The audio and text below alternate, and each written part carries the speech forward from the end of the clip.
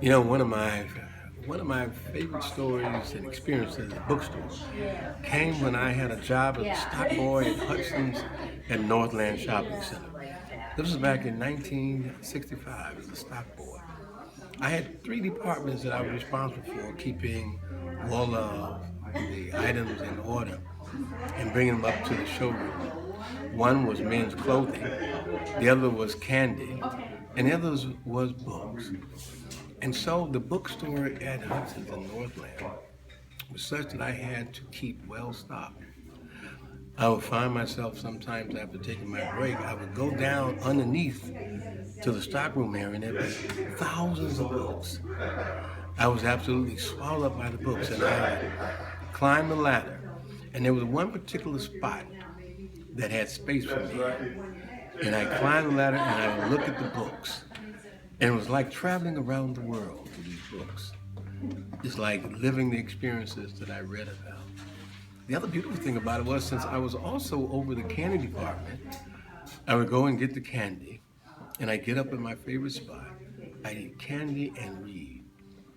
And it was candy to my eyes, my ears, and my whole brain, mind, integrating the words that jumped from the page into my whole perceptions. That was an experience that I'd had for the 2 years that I worked there as a teenage stock boy. It reinforced my love for books. One of the reasons was because I was a stutterer early in school. And the difficulty of not being able to speak left you feeling that you didn't matter. I always imagined that one day I could speak, and I became fascinated with those who could and those who would put words on paper.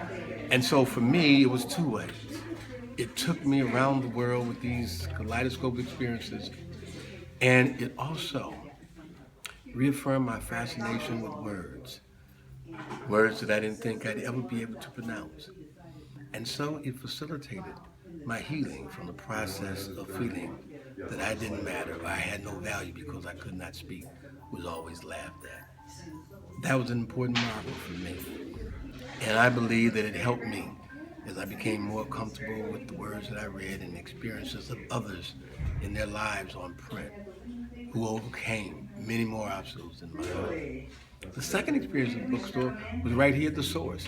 Number one, I like the title. I love the title because we talk about the source.